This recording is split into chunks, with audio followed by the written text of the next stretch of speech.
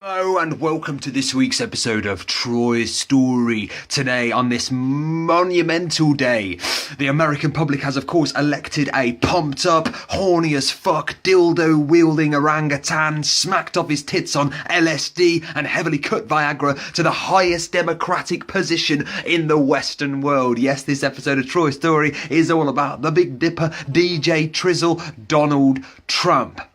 I don't see nothing wrong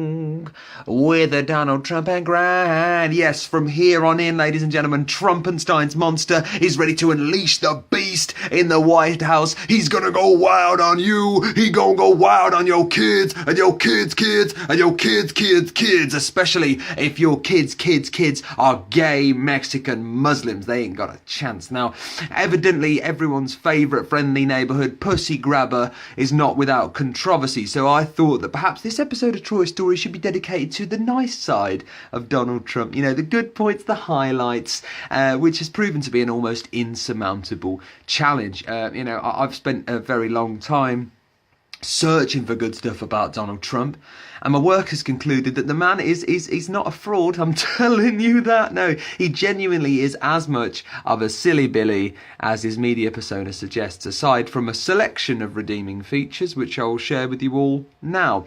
Now, it is no secret, of course, that Donald Trump is a family man who loves his kids. He loves his kids, especially his daughter Ivanka, who he believes is beautiful and has the best body.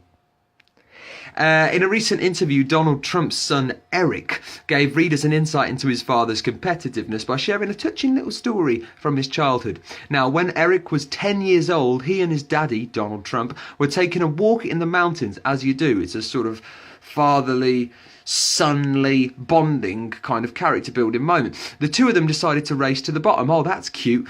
Not to be outdone by a child, of course, Donald reportedly pushed his own son over on the side of a mountain just so he could win the race. Yes, Trump, he's always had that predatory instinct, doesn't he? Don't matter if he has to sacrifice his own infant child in the pursuit of a small victory, he will win.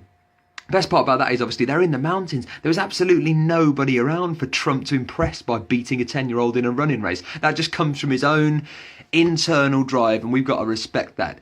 Now, next up on this list of Donald Trump's good points is a little-known story from the 1980s in which Donald Trump hired a woman, Barbara Rez, to manage the construction of Trump Tower in an era when women didn't really do that sort of thing. Now, this seemingly progressive decision by the flaxen-headed motormouth was later undermined by allegations that Trump made sniping comments about her body image and bragged consistently about his sexual prowess. That's sexual prowess, though.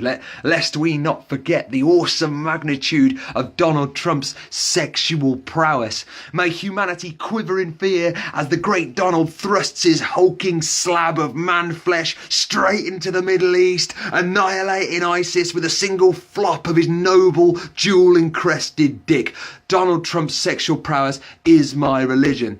And on that note, really, there's nothing else to say. Like I said, I tried to find good points, but even my good points were tinged with a little bit of irony, weren't they? They're not exactly good.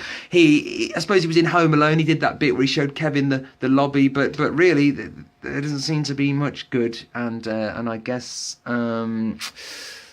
the world is in a bit of a bad situation now. But Troystory will perhaps still persist, even if we're doing it in 10 years' time in an underground, nuclear-protected bunker. I'll still be doing these Troy stories, so subscribe and that, okay? Thank you very much. Good night.